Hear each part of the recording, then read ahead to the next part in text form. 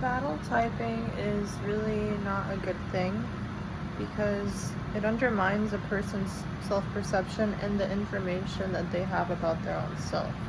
Now, if somebody interprets a theory incorrectly, that's different, and then you can just correct the information. But when you push and push a typing on a person, that becomes about your own ego. You know, I feel like it's more common for 1, 6, and 5 cores to do. They have to be right, or they're like attached to a system and get reactive when somebody like doesn't align with their own like attached to head center of knowledge, or the 5 like mastery and the kind of like intellectual hubris with that.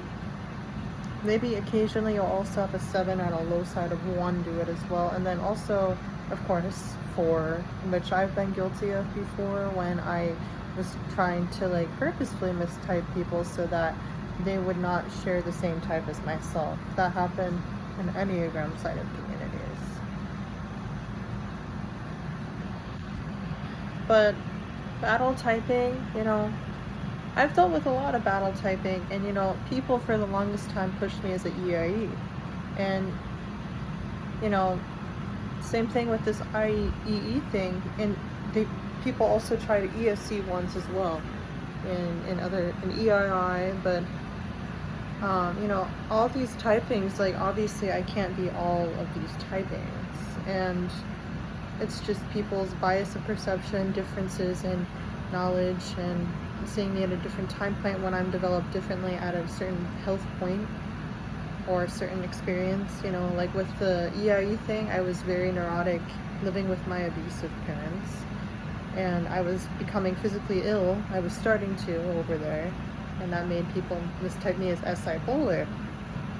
When I tried to, when I was planning to go to Brazil to be with my ex Yuri, people tried typing me NI polar for wanting to go over there, without foreseeing like risks, and that's also against a 6 score. But I was so desperate to get out of the abuse, and I wanted the world to see. So if there was like a missing person report about me, I wouldn't have cared, and I would have wanted people to finally see. So these are the types of things, like you lack the information in why the person has it. With this whole TI polar thing, I've had severe brain fog from Ehlers-Danlos, mast cell activation, PTSD, and people were never typing me as TI polar until I started having those issues.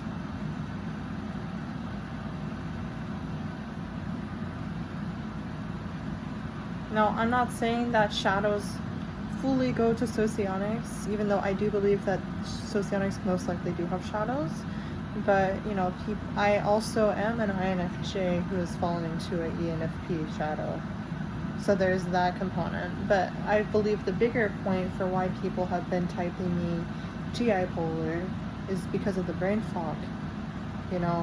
With me, like, forgetting, like, terms and contradicting myself more often because of the executive dysfunction that it arises from it.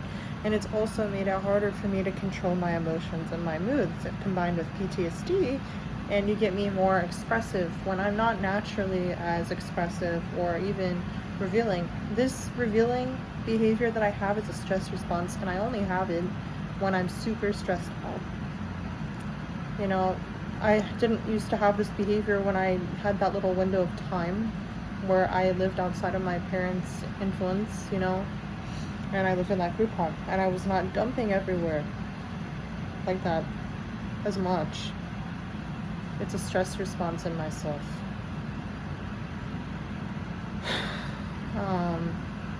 But just battle typing does no one a favor. It's about your own ego. Of course, like, labeling someone can, everything has their place, and labels can be necessary.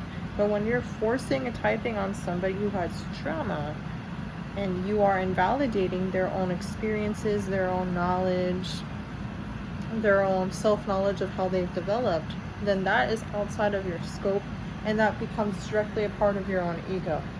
Like, you really can't push the typing on somebody, especially when they have information and they're showing you that information, and you're just trying to make excuses for it or trying to shoehorn the person in there. And that is really something that is unethical in any form of psychology. You know, if socionics became a part of clinical psychology, or any typology did, this would be unethical behavior for the mental health professional to do. And I'm not saying that people are expected to be mental health professionals, but the point is that this can spur emotional reactions out of people, and especially when you're dealing with a person who has trauma.